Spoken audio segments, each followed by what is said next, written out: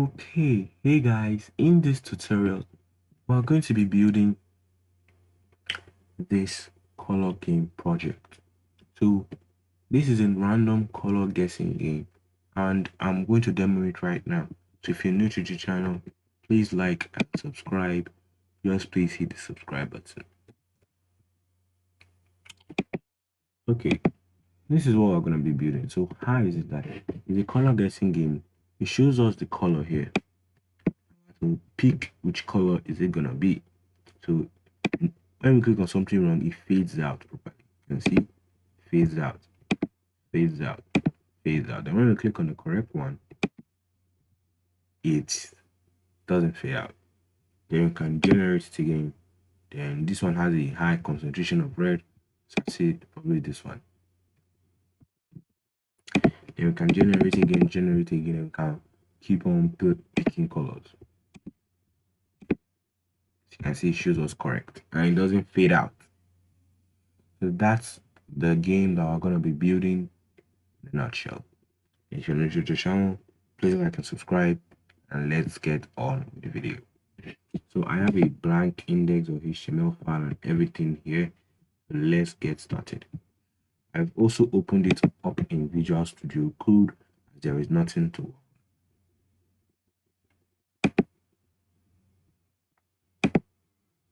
So we're going to put in our boilerplate. Oops, sorry. So in the document tag, what I'm going to do is that, okay, that's good. Let's just change the color game. Then inside the body, we're going to have a container. Inside of this, we're going to have a header. Inside this header, we're going to have a H2 of the great color game. And inside here, we're going to have, let's just have one type of dummy color to begin with. RGB 255, 255. Then outside of this, we're going to have it now. Going to have a button called generate.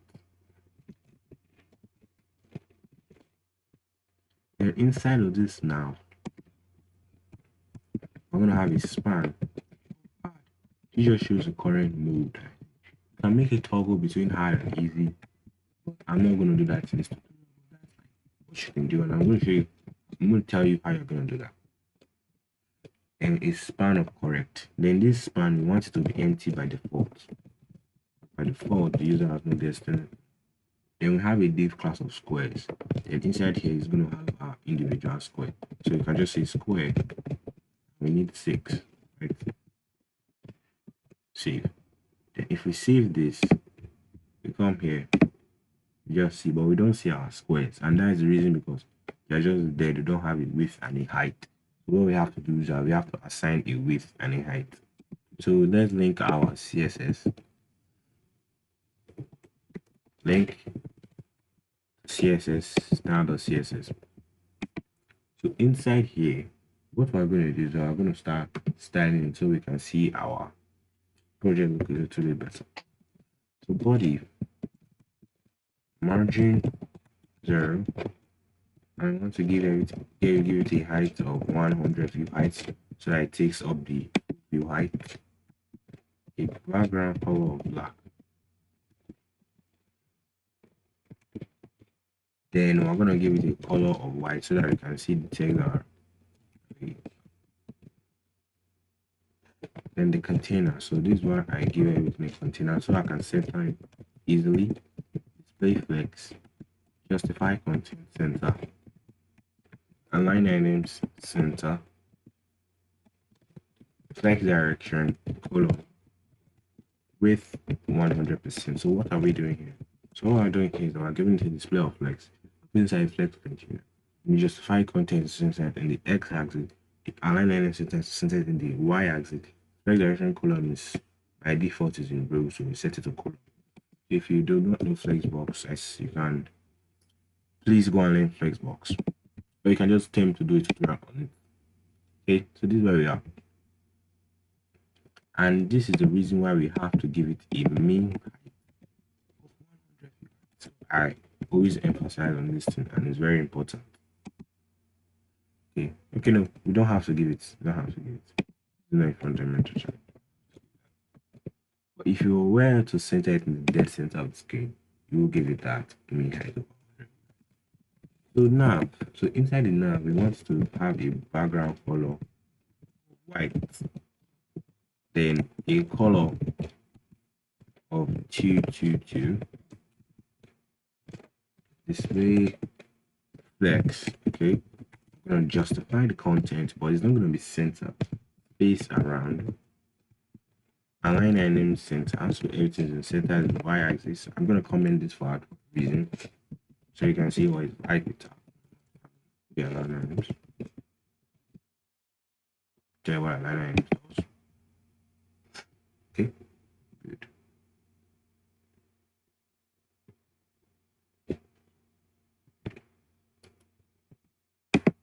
In some cases, you might want to use align items to center it to make it more as in center to the y-axis. Okay, but let's look at align items. So the nav button. So the CSS is not that long, so don't worry about it. I'm going to give it a border of none, an outline of none, a padding of 10 pixels, 8 pixels, then a color of white, a cursor of pointer, and a background of steel blue. So what are we doing here essentially? Border none is going to remove the border.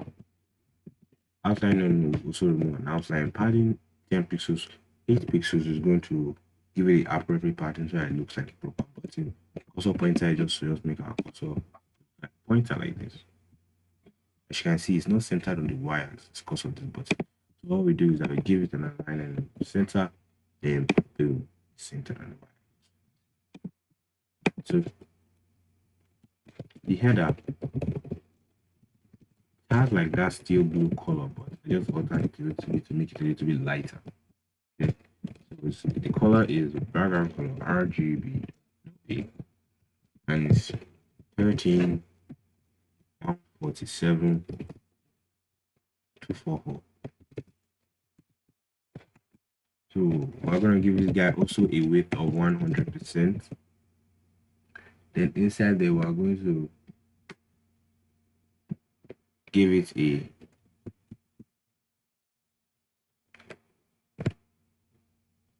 sorry guys, we're gonna give it a display of flex, a justify content of space, no, center, align center, save. Then we're gonna change the flex direction. So flex direction should be colon. Save. Review that in the browser. So the squares. So let's attend to the squares. So in the squares, what we just have to just do, give them a width and a height, and just a base background color so that we can see them. Actually, let's target the square, not the squares, because the square is the container. So we're gonna give this guy a width, all squares, of 200 pixels, a height of 200 pixels, and a background color of red. Background color red. Save. Okay, that's not sure.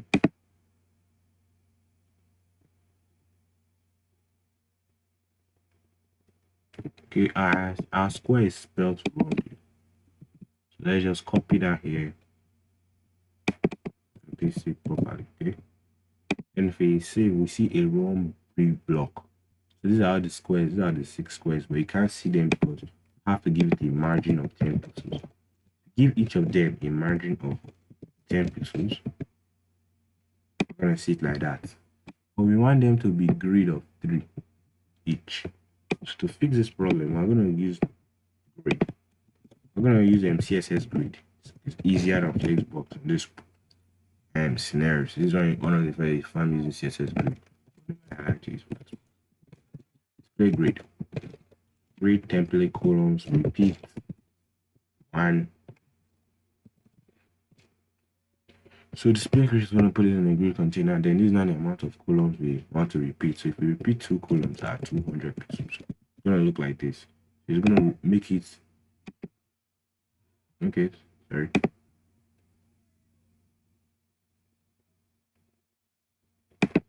Okay, it's 200. No, it's 200 pixels. 2. Yeah, it's not like this. Like this. Like this. I think I forgot. Don't always use CSS page. What's happening? Let's check.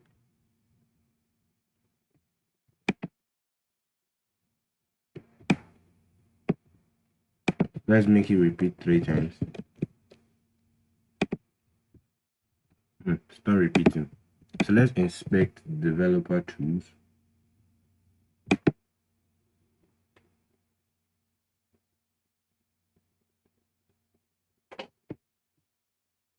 Let's check what's going on here. So if we open inside here, we can see the squares. And the squares, they don't have any styles. Okay, wrong spelling. And that wrong spelling is in the HTML. It's over SQA.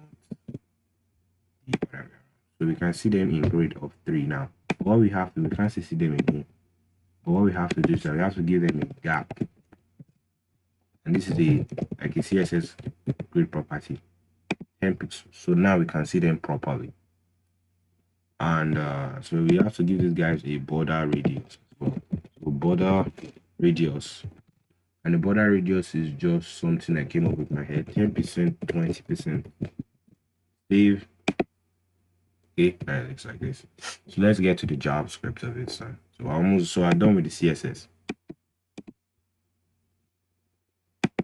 So we're gonna link it in the body. Script source, and the source is gonna be /main.js. That just signifies the current directory. Sometimes you might need to put main./. Okay, just wanted to just tell you that. But just try to put it most times. Okay.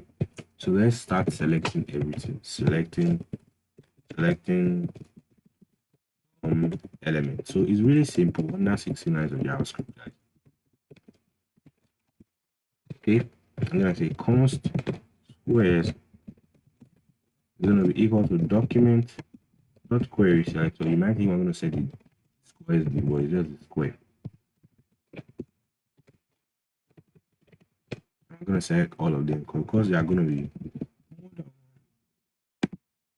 That's why we're calling it squares. Okay, because they are gonna be more than one. Why is it query selector all here? I'm gonna say const answer display is gonna be equal to document query selector. I'm gonna select the dot correct div. That we left empty. You guys can remember. Let's call up display. It's gonna be equal to document dot query selector h1, and here we're gonna change it here to const. The next thing that we're going to select is the button. So const button, which is the generate button. Documents dot query selector button. And notice that the first one is the only one that has query selector all, because there are more than one, and we not have to look through it.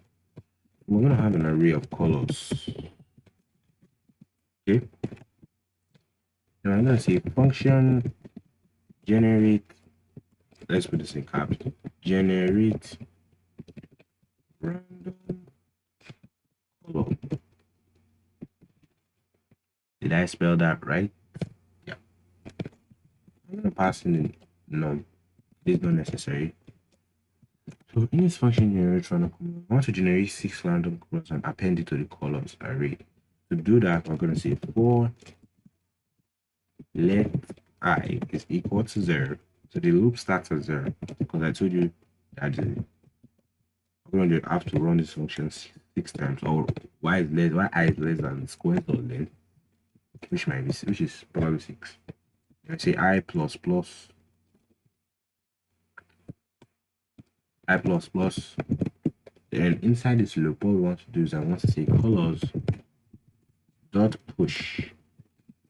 Then this is what we're going to generate. So this is a template string RGB. Make sure you follow what I do exactly and you don't do anything. But RGB color stuff, you might mistake it one small thing, then you cannot generate a color again. It's not, if you put spaces unnecessarily, you might be able to generate a color again. So you know RGB is red, red, red. So we have to generate 3 random colors, 3 random numbers, okay, from 0 to 255. Then this mad or random, I'm calling it like this. So running mad or plot to chop up the decimal, mad or random to generate the actual number. Okay, so this is going to generate red for us. Put a comma.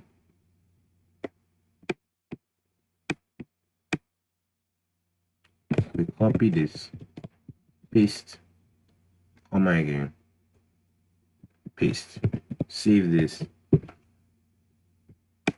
So we also want to call this generate random color, and we can call a function before it was even initialized. So let's inspect. Then inside here, we're going to check colors. You can see we have 6 random colors, so I'll probably be able to generate random colors. So what we have to do next is that we have to assign those colors. So let's make a new function called assign underscore colors. So what we're going to do is we're going to copy this. Okay, copy the entire thing. Copy function assign colors. So what we want to do here is that we want to loop through all the colors. Then we want to, loop through all the colors. We want to assign them to each square. Colors. Make sure you call it after the generate random color function. In colors, what we want to do, we're going to run a for each loop because it's an array. Then inside this for each loop, we have access to each individual color and the index. Then here, I'm going to say squares of the index. Okay, this is so the squares. So I'm going to explain this in a nutshell. The squares of the index of background to equal the current color. The squares, okay, not color display, the current color. Then squares of index also dot set attribute. Dot set attribute. Then we're gonna set the data hyphen color. Actually, this should be like this.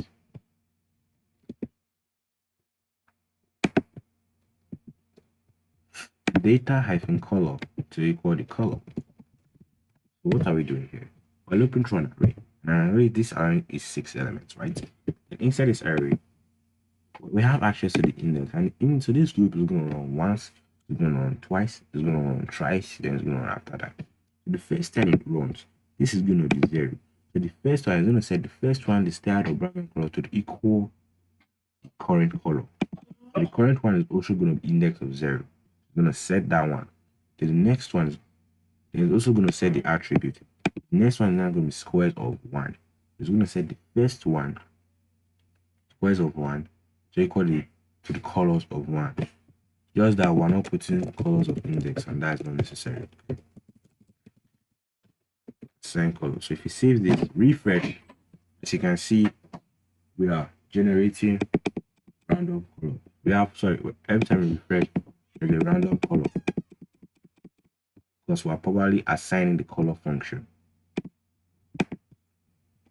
So the next thing is I'm gonna have a function. We need a picked color, and this is the color that the user is going to guess. So we're gonna call this get random picked color, just making a super long function name so that can be as maximum descriptive as possible.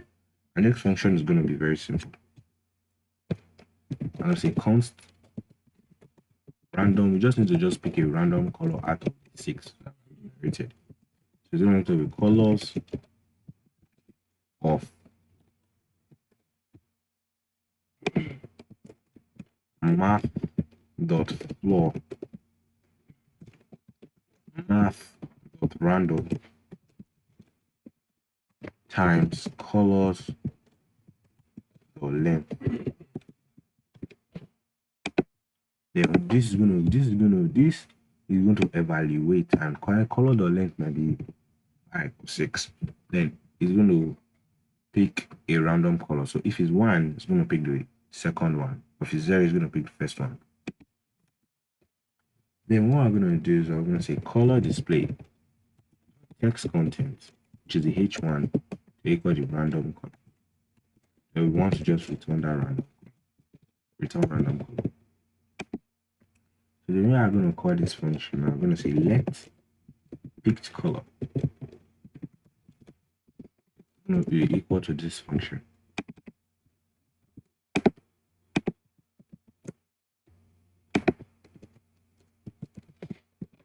Save. Then when we run this in the browser, I see is as we refresh, the color of the h1 is changing. That is the picked color. Okay. So finally, we're going to have a function called check color. I'm going to check, or it's going to fade out the one that the user click the right one is going to not fade it out, and if you user click the wrong one, you can fade it out. So I'm going to call this fade class. That's what I'm going to define. I'm going to give it an opacity of 0.0 and a transition. This transition is going to so it may happen smoothly, or 0.5 seconds. Save. So function check color. So what we want to do inside this function is to check if the user pick is correct. So for that, we're going to add an event listener. I've also added an event listener. We have to loop through everything. I'm going to say for each. It's also going to loop through it. There's some places where you might use a for loop or a for each loop, just so I know when to use them. Therefore, each square, I'm going to add an event listener.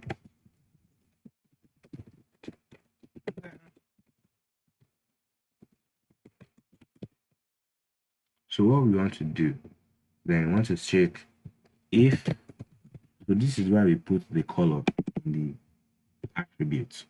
I'm going to check if the event.target, so this is the element that was clicked, data set, we want to grab this data hyphen color, or data set dot color. Okay, I think I should show you this. So if we come here closely, come to squares. Okay, it's not showing right now because let's comment our if first. Save. If we come here to squares, then you can see the data hyphen color. That's what I want to show you. So we can grab that data hyphen color by saying data sets dot color. If this color is equal to the picked color, then if it's equal to the picked color, it means the user clicked the right. What we want to do, we want to set answer display text content to equal to correct. Else, copy answer display dot text content to equal wrong. Then one more thing that we want to do if the user clicked the wrong color is that we want to fade them out. So to fade them out, we say event.target, which is the one that the user clicked, the wrong one that the user clicked, or class list. So add. I'm going to add that fade class that we just wrote right now. So save.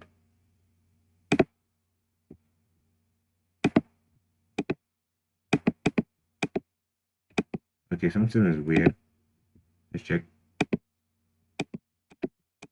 So we're not calling our check color function, which that function is to check the color if they are correct. Save this. And if we click on the wrong one, you see it fades out. It says wrong, wrong, wrong, correct. Okay, so what we just have to do is make it that we can generate a random color by clicking this button, and which that is going to be very easy.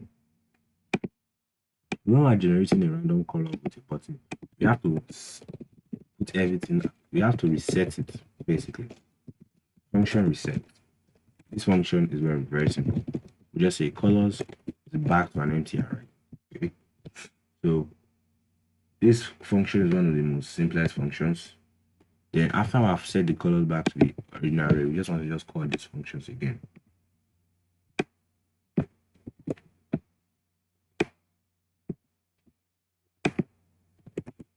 Peace.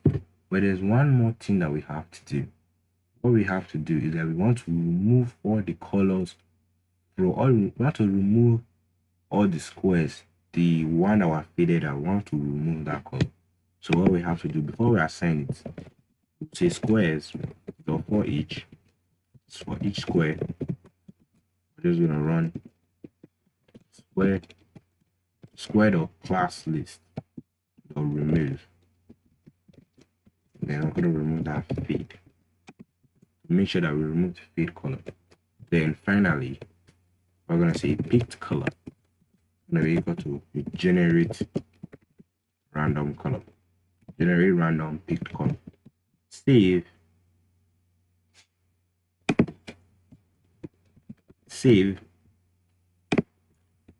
If we come here now, we can generate a random color.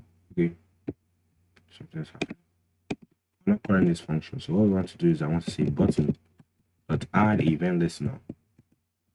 This is for a click event. All we just have to do is call this function. I just put in the function like this, reset, and normally the event object will be here. We're not using the event object. So save. You don't have to even call it with parentheses, just save. Then we can generate a random color. When you click the correct one, it's just correct. Then we can generate again. Let me try and guess this one. This one has a concentration of red and blue. It's gonna be this one, correct? Generate again. This one has a concentration of blue, so it's definitely gonna be this one. Okay, if you notice one thing there, when we clicked, there was an empty space there. Okay, so let's be playing it and see if there are any mistakes. So click, correct, generate, or maybe it was just that color. That color was just dark. Correct. So we can be playing. Correct. So this is the correct one. Generate. You can even add a score. Okay, generate. That's the game, and we've finished it. So for the easy mode, what you just have to do is that you have to make it that it's only 3 squares. So to do that, if we comment out the first 3 squares, you can see that we already have easy mode. We just have to just maintain is that make sure that there's a picked color. So you can't just do this willy-nilly. Make sure that there's a picked color. You can see there's always a picked color. Remember, it's by squares of length, not by any number. So we can even make it, we can even add an extreme mode and copy this, make it 9, save 9. Just make sure that there's a picked color. The harder the more amount of color to get from, the harder it is. So that's it, but I'm going with 6 because that number is reasonable. If you're new to the channel, if you enjoyed it, please like and subscribe. If you want to see the source code though, you can ask me in the comment section below, and I'll drop the source code in the video description. So thank you for watching, guys, and I'll see you next time.